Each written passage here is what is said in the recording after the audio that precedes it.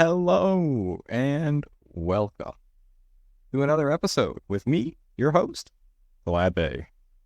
Now, in today's video, we are going to be building a project that I'm really excited about. I've been wanting to do this, itching to do this for months. We are going to go down the journey of basics. So, we're going to talk a little bit about what Java is, what object-oriented programming is. We're going to knock down some of the barriers of, all the questions you have. And we are going to build a Java application. Later on in the series, we're going to export it to a web service and eventually bring things into a little bit more of a complex bit. But for now, let's talk about what Java is. Java is an object-oriented, high-level programming language. So it is platform independent, meaning that you can write once and run anywhere. And Java is known for its simplicity, its readability, as well as its portability. And again, the portability comes back to the whole write it once, run it anywhere. This is because of the magical little thing called the JVM, or the Java Virtual Machine. When an endpoint user has Java installed on their computer, they get this magical little program called JVM. And what that does is it translates the code from when you as a Java developer writes code, you write into a Java class that compiles into a class or .class file. The .class file is read by the JVM, or Java Virtual Machine, and the Java Virtual Machine knows whether you're on Windows, Linux, Apple, iOS, Android, Pi, Raspberry Pi, whatever device you're on, it knows it. So it knows that it's reading this class file or these bytecodes, and it has to translate to the native operating system's language. So this allows you as a Java developer to write your code once and run it anywhere. Whereas other programming languages like C, C#, C++, you need to write to the native language or to the native operating system, meaning that you have to write a single program for Windows, make a different one for Linux, make a different one for iOS, and it becomes a little more complex. It is a little bit better in the sense that you're writing more native code. However, with the latest additions and changes that Oracle has made to Java over the years, Java 21 is one of the best that we have, and it is honestly pretty much up to par with every other language that's out there as far as performance goes now. But again, Java is a very simple, very beginner-friendly language to learn. Once you learn a programming language, learning other programming languages becomes easier. So if you're looking to learn a programming language or get into software development, my recommendation as a senior developer is to learn one language, master the concepts of said language, and then other languages become easier to understand because they all follow a similar principle or similar design ideas. That being said, I mentioned that Java was an object-oriented language. What does that mean? Well, object-oriented programming is sort of revolves around the idea of objects, and that an object is a self-contained unit of data.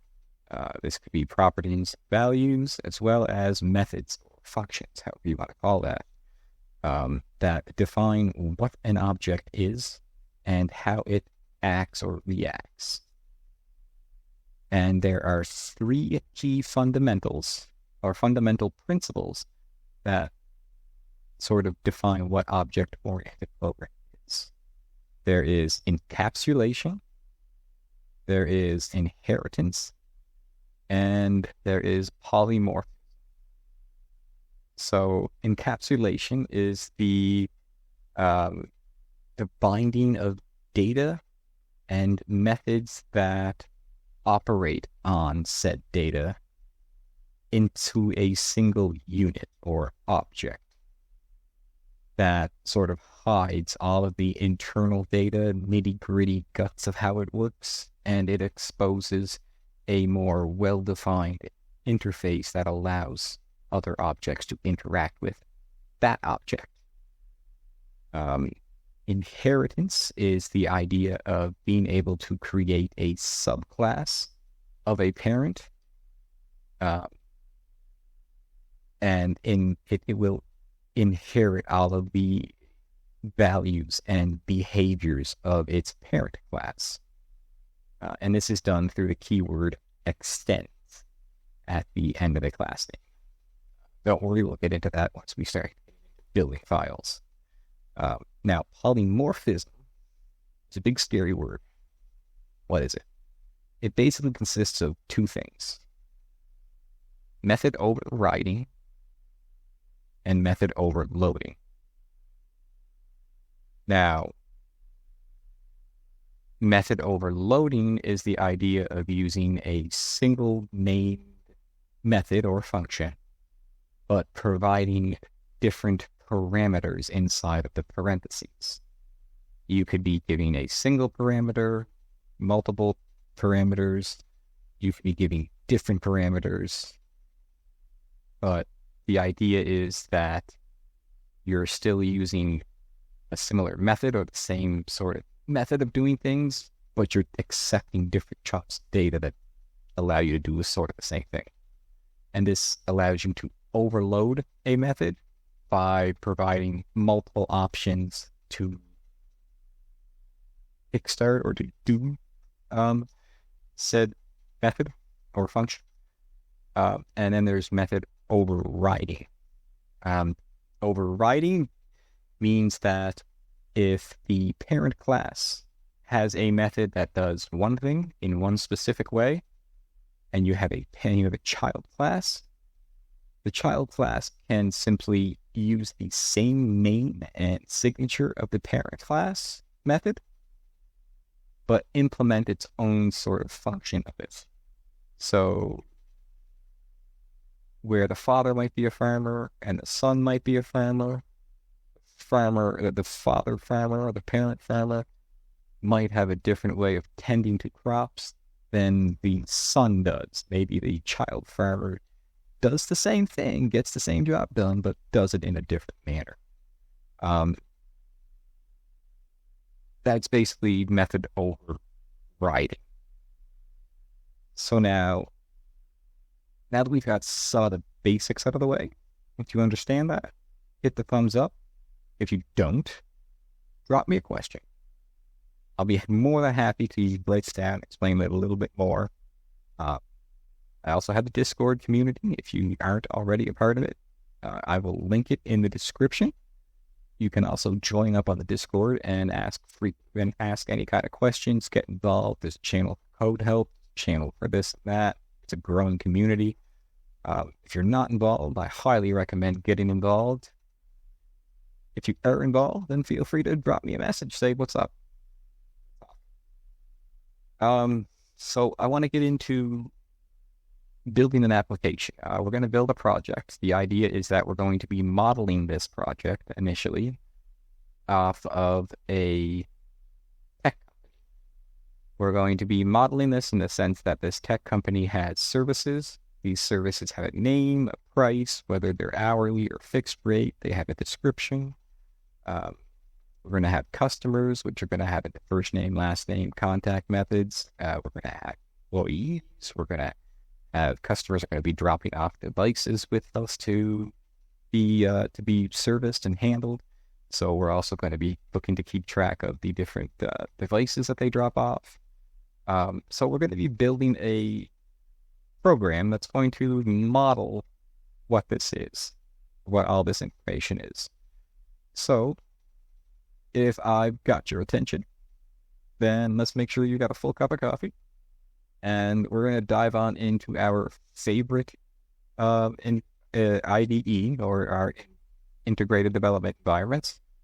If you weren't sure what that term meant, an integrated development environment, or an IDE, is basically your best friend as a developer. Let's face it, I myself started way back in the days of using DOS. So I've been there. We had to write a command, create a file, create a directory, and then go into it, save it, edit it. It used to be a process. Then Notepad came along. Notepad was great. I could just write the code, and then I can go write a batch file to compile the code, write another batch file to run the code. And then I met my first IDE, and I was able to just write all my code in there, have it tell me errors right away if I had any errors before I even compiled it. And it would tell me different things. It would allow me to just click a button, have it compile the code, and run the code. All I had to do was make sure I saved it. And then I got introduced to other IDEs that had autosave, and I didn't have to worry about that anymore. And then I could just be focusing straight and purely on my code, my logic, and my work. And hit a button and run. And then I met this beautiful FJ. It was game changer. It has so many different tools that allow you to not only run your code, analyze your code, debug your code, profile your code, and just overall analyze your code, make it better. It also analyzes you as a developer, provides you with some intelligent feedback and quick responses to your code, quick responses and suggestions for you to improve your code. It also has ways of managing multiple services at once if you're looking to pay for the Ultimate Edition. It also gives you ways to manage endpoints and all sorts of things. Like, it is, if you're not using IntelliJ and you're a Java developer or a web developer, I highly recommend you check out IntelliJ. At least the suite of tools that JetBrains has. These go all the way into the Google Android, the Android development data tool that they use, Android Studios. There we go. That is actually based off of IntelliJ. Again, just if you're not using IntelliJ, you're doing something wrong. Highly recommend it. However, not to beat at a subject that's probably going to get me flamed from a whole group of different developers who love their Eclipse. Let us open up our favorite IDEs, fill up our favorite cup of coffee, and I'm going to dive on in to a little bit of code. Hi, kitty cat. My cat just wants to come say hi. So, bear with me, and we will dive on in to IntelliJ.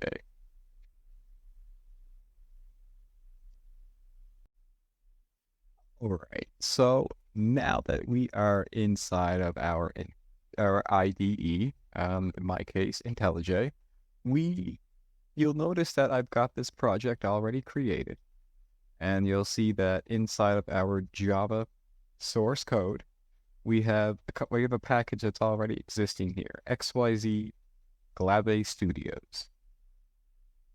Why do we have that? So generally when you're building packages, and packages are just simply the folders that contain other folders that contain files. It's all how it is, quote, packaged. See what they did there? Yeah.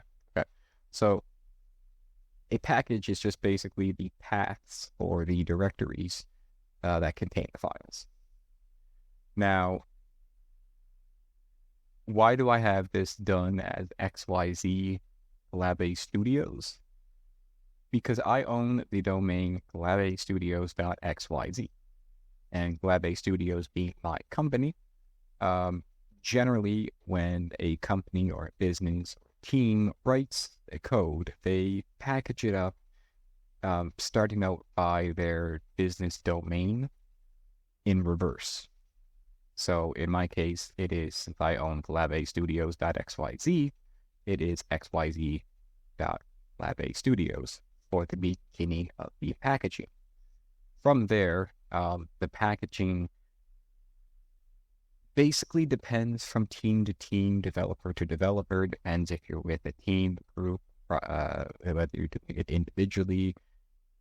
Generally speaking, the packages are sort of named based on what they contain. So in our case, we are going to be making some data files for our model, because we're going to be modeling some data. So we're gonna go ahead and create a new package in here, and the new package is going to be model, and we're gonna have data. So we are going to just name this model.data, which will create us a couple of other file folders.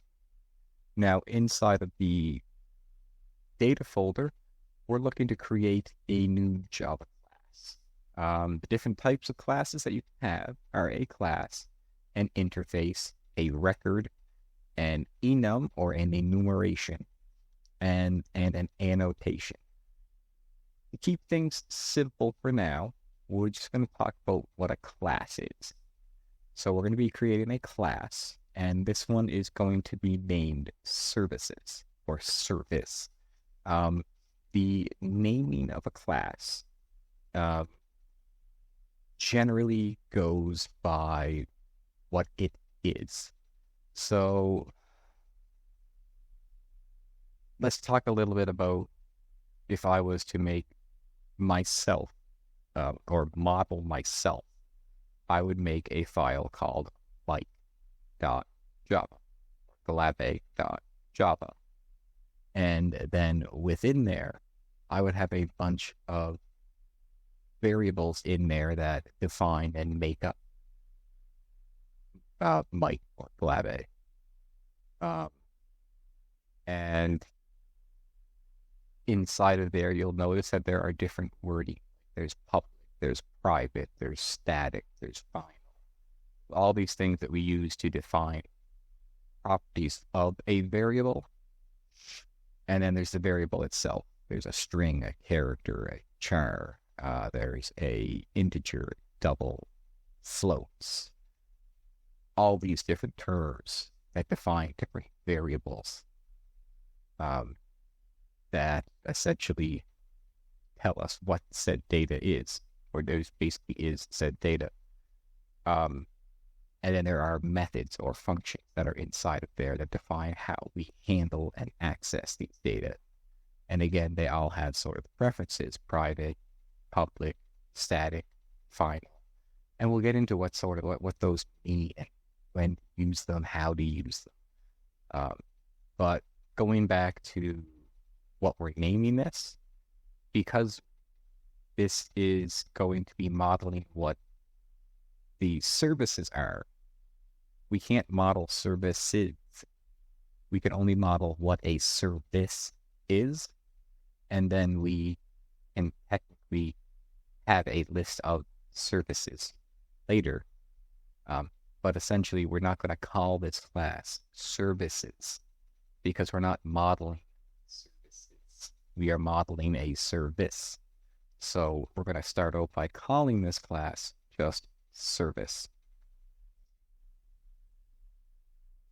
And when you create this, you'll notice that it's now public class service. So there's multiple things that we can do with this. What does public mean? Public just means that it is publicly available and accessible, able to be called or created anywhere in the project, anywhere at all in this project. It is public. Now, if we were to call it private, then that's usually not how you build class. But that would be something that would be more of an inner class. If you have to do, well, we'll talk about that in a later course.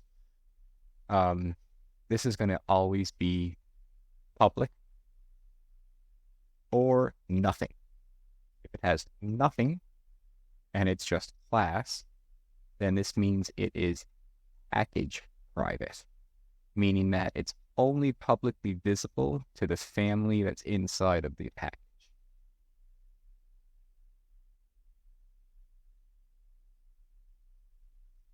So for now, we're going to leave this as a public class because we want this to be public knowledge throughout our program that this is what a service is. And a service is going to consist of a few different things. And again, these variables, because it's the raw part of the data, generally some practice is to not make the raw information that you're looking to use public. It's better to make it private. You'll see that my AI assistant has actually made what my first variable was going to be. Good job, AI. So we're calling this a private string. So private, and these are when you're typing in keywords, such as things that define the access of an element or a variable, these are always written in lowercase. As for the type, that depends. This one in this case is a string object, which is uppercase.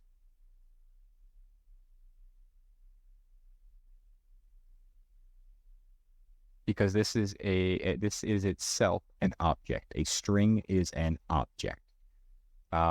Because a string is made up of a collection of other objects. These are chars or characters. These are the individual values that are like on the keyboard, like A is a character. B is a character. B is a string because it consists of more than one character, more than one char. So a string is essentially a collection of characters. We define a string by simply calling it like this. We're stating that it is a private variable, meaning that this object of type string is only available to be modified within this class. And we're going to call it the service name. You'll notice here that I'm calling it service name, but I'm typing it out all as one word. And we do something that is called camel casing. This is the convention of using an uppercase for the first letter of every word after the first word. The first word itself is always lowercase because whenever we define a variable, the variable is always lowercase. If there's more than one word that makes up what that variable name is, in our case, a service name, then we mash it all together and we use a thing called camel case to uppercase the first character of each one. And this is just a general convention that we use to make our code readable so that it's a little bit easier on the eyes. And we're going to go ahead and just end that with a semicolon. Now, if you wanted to define it as when we define these, we define it with the double quote. That is just how we define what a string is. What a char is, or a character, is single quote. You'll notice there's a red line under there because a char is not a character. A character is not a string. So if we use the double quotes, that is how we define what a string is. And then we can fill out whatever we want this string here. But in the basics, that's what a string is. Now, the reason that it has a little yellow line under it is because it's never used, and it has the potential to be a final variable. Basically, a final variable is something that does not change. It means no matter what, you cannot change what it is. It is always equal to the same thing. Now, we don't need to write this little bit that I have highlighted. We don't need that when we're defining it, because by default, when we make a string like this, it is equal to a new blank string, which is essentially saying the same thing. So now our service has a name. The other thing I said that our service was going to have was a description. So again, this is going to be another string, but this is going to be the service description. And again, we'll do it the same way we created the first one. We also said that this is going to have a price. Now, price is not a string, it's a number, but it's not a real number, it's a float or a double. Did I confuse you? All right, so we're going to make another private variable here. This one is going to be a double.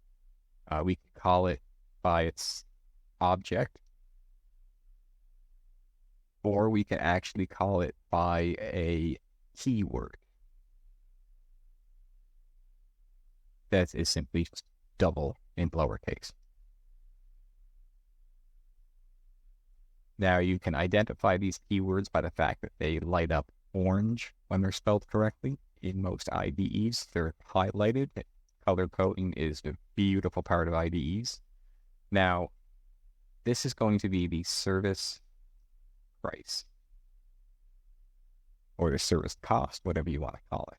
Now, the reason I said it's a double is, and that it's a number but not a number, because this can be equal to, say, 0.00.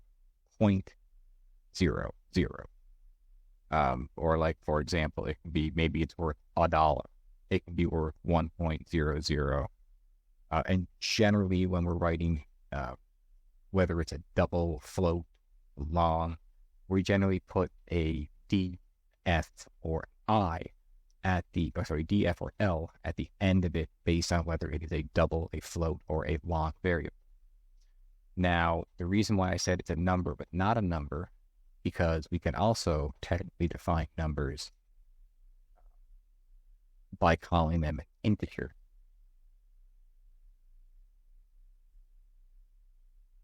Now, an integer, you'll see that this is now giving an error because an integer is a fixed number between between negative 2 billion and positive 2 billion.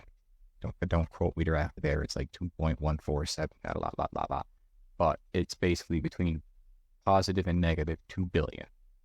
And it only gives you a fixed integer or a fixed number. It doesn't give you any sort of decimal values.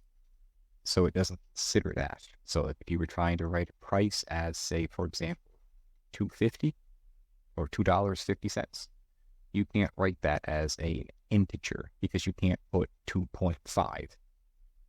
You have to write that as a double or a float. Now, for integers, you can also shorthand it to int. But that gives the same error because it's not a double. We could call this a float, which will give us a floating value, in which case this D has to become an F. And this gives us a floating variable, which essentially is a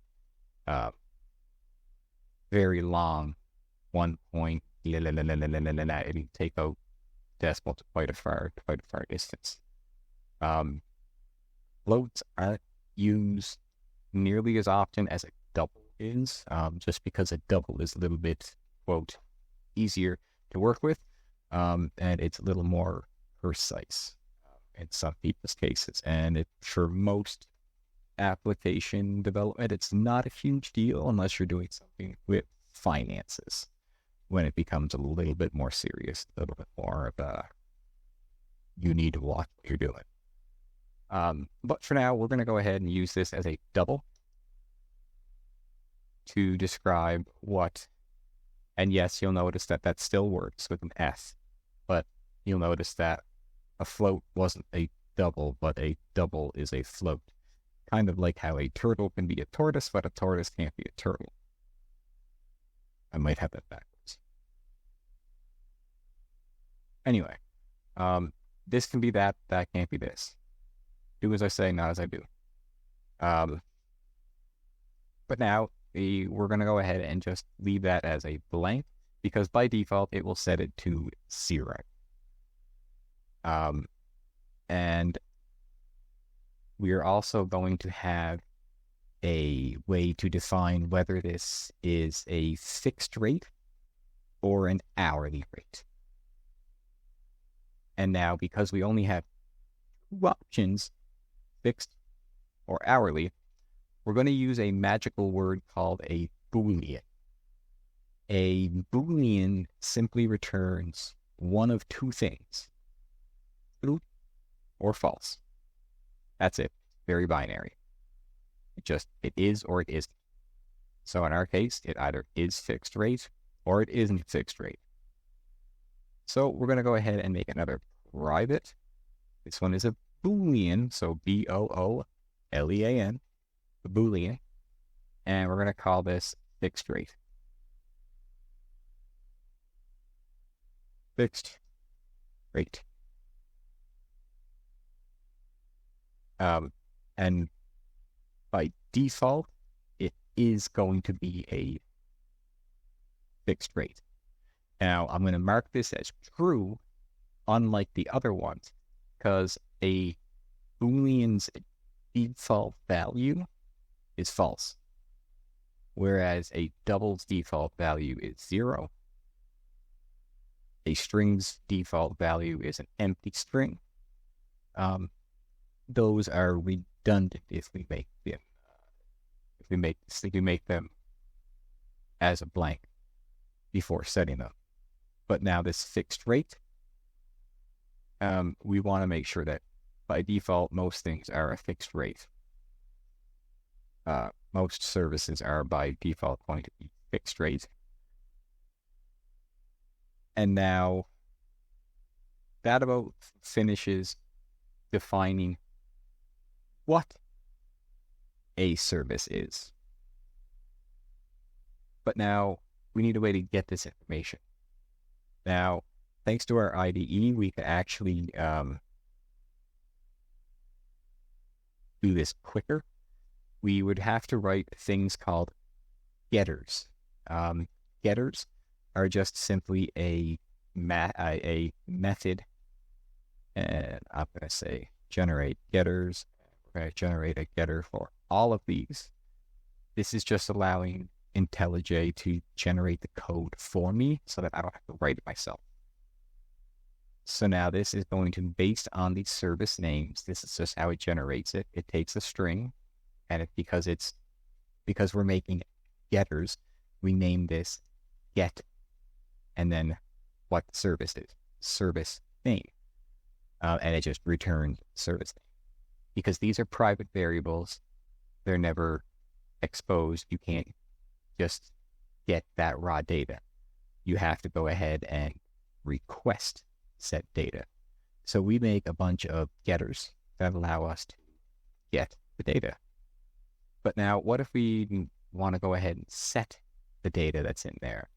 Well, we would create things called setters. So again, we can just simply come into generate, make a setter request, and tell it that we want to create all of the setters for our class, which just simply allow us to set the variable names. You'll see here, set service name, and then we take in a parameter of a string type so that we can tell it that this service name is going to be equal to that of this parameter that we're passing in. And we do the same thing for each of these, and they require the appropriate type or parameter to come in. So again, our Boolean accepts a Boolean, our double accepts a double, our string accepts string. And this is basically a class that now has our encapsulated data, and it has our exposed API for which we can get and set data. And that is how we define what a service is, how we can interact with it. And the only other thing would be if we had specific logic that was going to go on, we would write that in here as well. There is more to setting a service name than just simply taking in what it was, passing it in. We would add that into here and we would handle it. Now, this looks like a whole lot of code just to have a simple project. And in our next video, I'm going to show you how to simplify this and get rid of what's called boilerplate to make our actual written code a little bit cleaner and a little bit smaller.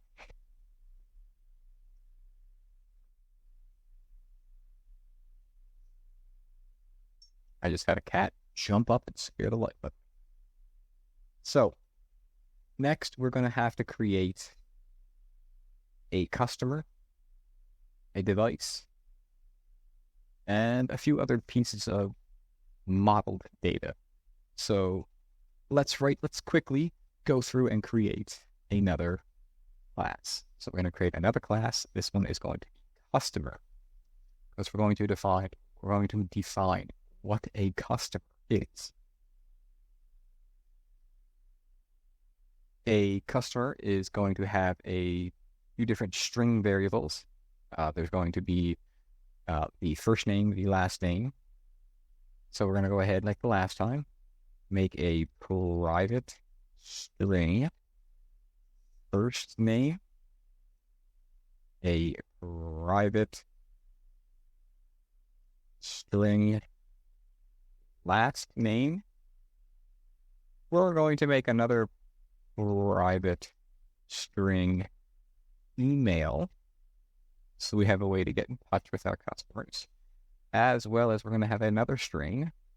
This is going to be a private string contact number. So the contact number is just going to be the customer's phone number, but we can't just simply store it. It's not practical to store it as an integer. It's easier to store it as a readable string. So now the only thing left to do here is to generate the getters and the setters. So here there is a function now, because we did the getter and we did the setter. Now we're going to do a way to generate getters and setters both. And we're going to select everything, hit OK, and there's our getters and setters generated for us. So that defines what a customer is, as well as giving us the functionality of give us the functionality of how we can interact with this customer. Now we are also going to create another class. This time we are actually going to be creating the customer's device. So this is going to be a class that is going to consist of a customer device, because sometimes customers want to drop off devices to us. So we'll call this one customer device. And this will be a class. So we're going to come into here, and this is where we're going to get a little bit more advanced. Not by much, though. So in here, this is going to consist of a few things. There's going to be, we're going to create our own, we're going to create a couple of objects. We're going to be creating an enumeration or an enum because we're going to be quickly defining what a device type is. So this is going to be technically uncached data because it's not something that's going to be later saved or persisted. This is just going to be something that is known. So we're going to call this, we're going to put this in its own package called uncached, because this is just going to be uncached data that we're not saving to memory. So this one is going to be an enum, and this is going to be a device type. Device type.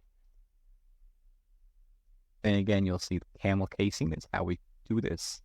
And we always define a new Java class with a capital letter, as opposed to methods that we do with a lowercase. So again, this is an enum. So we're going to create this. And the basic difference between an enum and a class is that this allows us to define some basic terms. And if we need to, we can provide options, some data into them. Otherwise, they're going to be just straight up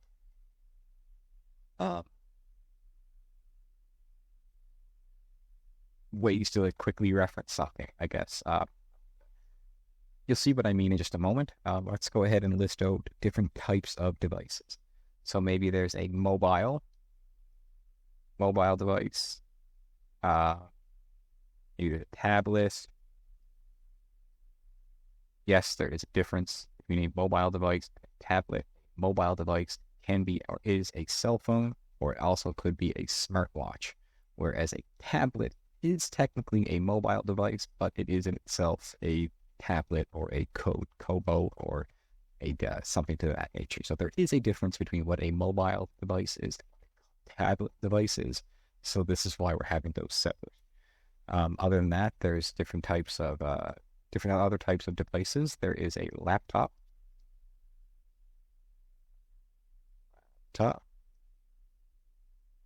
desktop. There is servers. There are printers.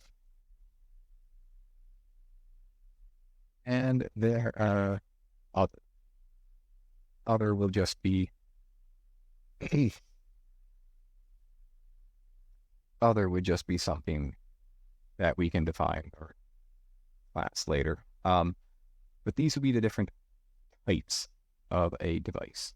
So now if we go back into a customer's device, we can now say that this has a private type or device type. There it is, device type, and we'll call this type or device type to keep it saying. And by default, most people are bringing in some form of a device. By default, we're going to set this up to be that of other. And the reason we're not leaving it as blank, because by default, this object that we've written would be and people aren't just dropping off null, they're dropping off something because we don't know what it is. For the time being, it's other. I suppose we could have made something more appropriate in there, so let's actually do that. We're going to start this off with unknown. So there's an unknown device, and then there's all the others. So we'll always start out with unknown, because the device that they're dropping off is unknown to us. Also, we're going to have a way to keep track of what else the customer is dropping off with us. So another private Boolean, we want to keep track of whether or not they dropped off the power cords for their device.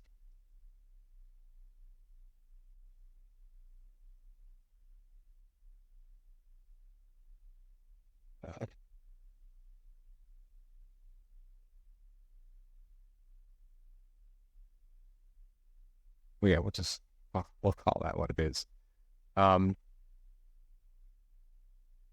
We also want another Boolean to know if they had left the mouse and keyboard, for example.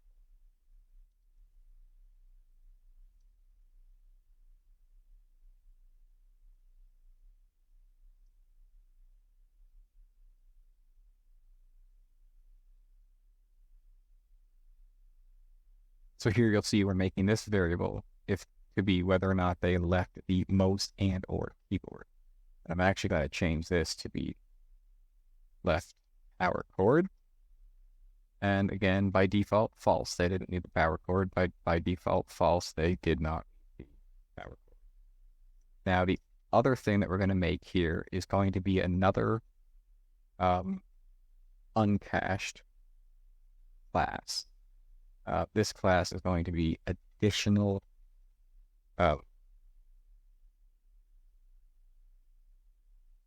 things. We'll call this one additional things.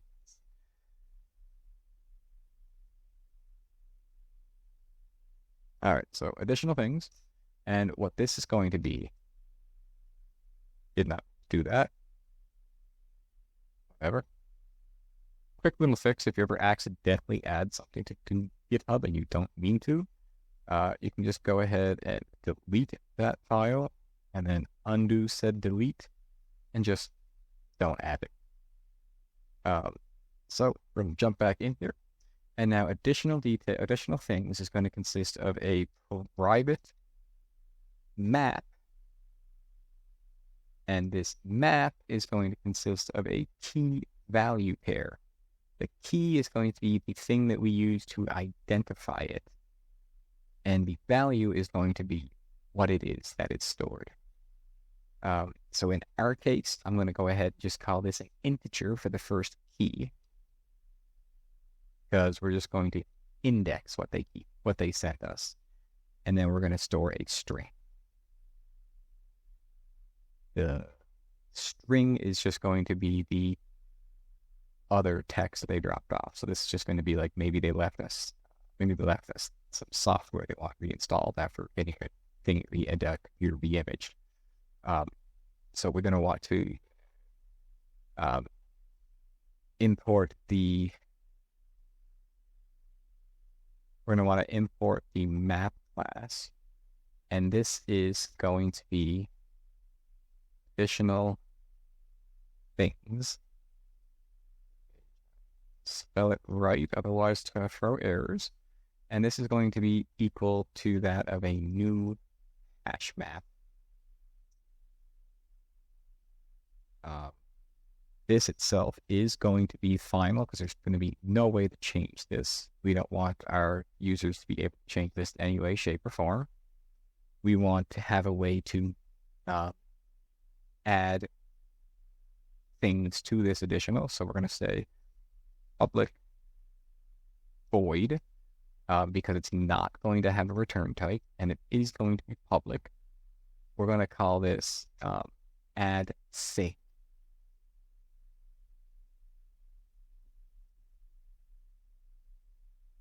So we're calling this add thing, and we're going to take in a string parameter.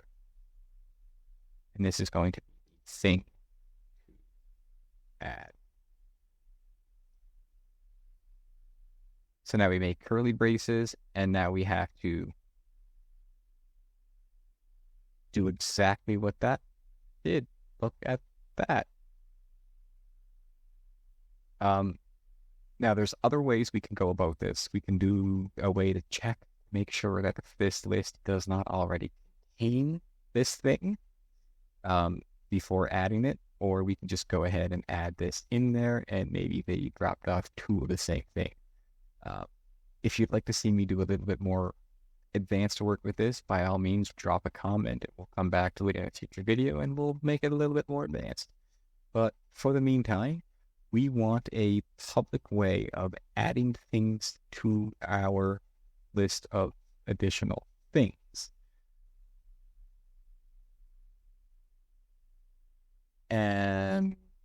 And also we now need, our only other thing that we need in here is we need to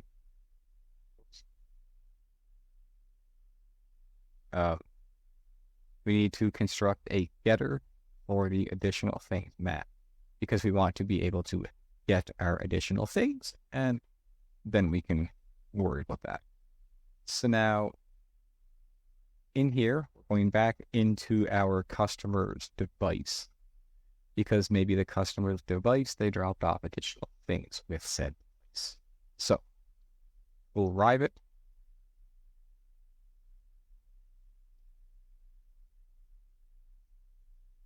Additional things.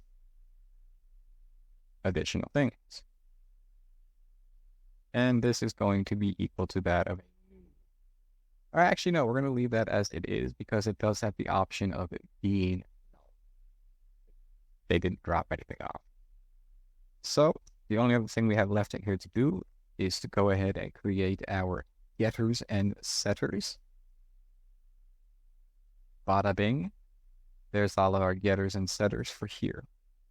Now, why am I doing all these getters and setters, getters and setters, getters and setters? Why am I doing it? This is going to allow us to be able to build a class or build these files, and you'll see this in a future video. And because this video is basically about just constructing the model of what it is. Next, we're going to go about how we can handle it, how we can do stuff with that. But for now,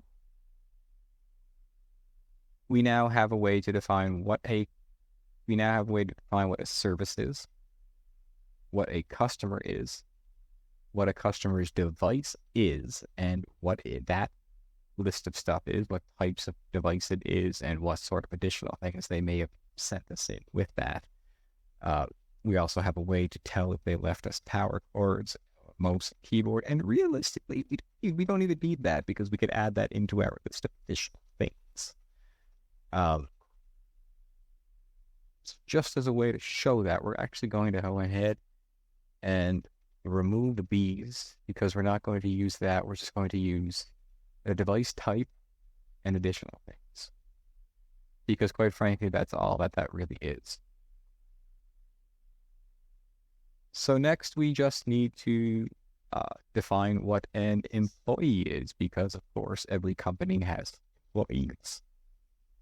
So going in here, make a class. This one's going to be employee. Okay.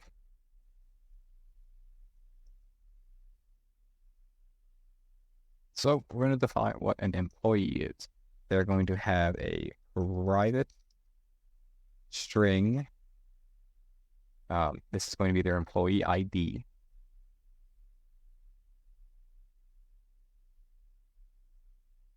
They're going to have a employee name. I'm actually going to call this employee first name. Duplicate that. Call that last name. Now, if you wonder how I just did that through IntelliJ, I can use Control and D, a letter D as in dog, to duplicate the line that my cursor is on. So I was able to just simply create first name, hit Control D, duplicate that to make last name. Next, after this, we are looking to make another variable, and this is going to be that of their start date. But now this is not going to be a string. This is going to be something that Java has inside of itself. It's going to be a local date. And this will be the employee start date.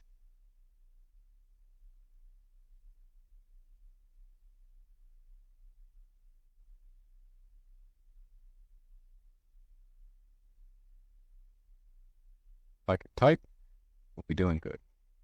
And much like they have a start date, there is going to be an end date. let's face it, not everybody is always at their job forever. So we're going to have a start date and an end date for said employee, an employee ID. We're going to have a first name, a last name, and other things that we're missing are going to be that of the private string contact number.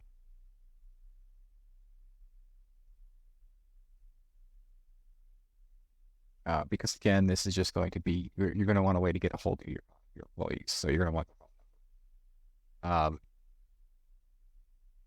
All right. So now we have defined or modeled what our company is. We have a way to define that we have services, that we have employees, that we have customers, that we have devices, data. Now, in our next coming video, bear with me. In our next video, we are going to go ahead and look at how we can populate this with some data. There's going to be a couple of ways we're going to do this. We are going to first go ahead by looking at an enum,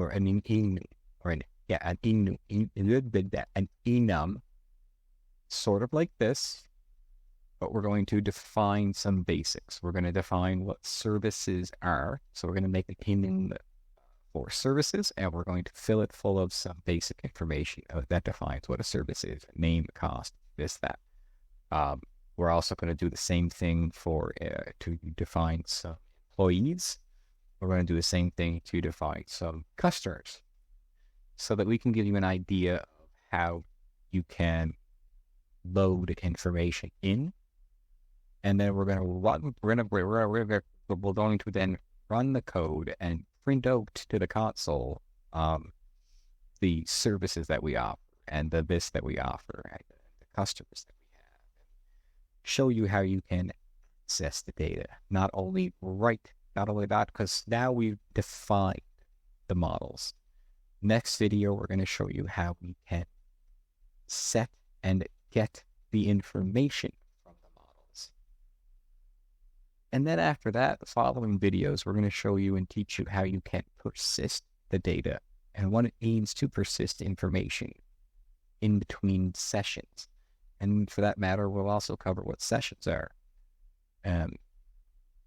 So if you've learned something in this video, please hit that thumbs up. Let me know I did a good job. If you happen to have any sort of comments, questions, concerns, by all means, please do not hesitate to drop a comment or to reach out to my Discord community. Send me a private message. Get in touch with me. Tell me that you want a little more information. Just rattle my chain. Let me know you want more information. I'll make more information. So this has been sort of the basics of Java. I really hope that you learned what object-oriented programming is. I really hope you understand now what it means to model some of this information and model some of this data. If you've learned something, go ahead and hit that thumbs up button. If you want to follow along on my next videos and continue with this series with me, hit that subscribe button and you'll be notified on when my next video comes out. I'm going to try to be doing these somewhat regularly, and I will try to shorten them up a little bit, so they're not quite as long as this one. However, this has been our introduction into Java. I really hope that you learned something, and we'll catch you in the next video. Keep that coffee cup full. Keep that curiosity open. Keep your skills sharp. And never stop questioning reality.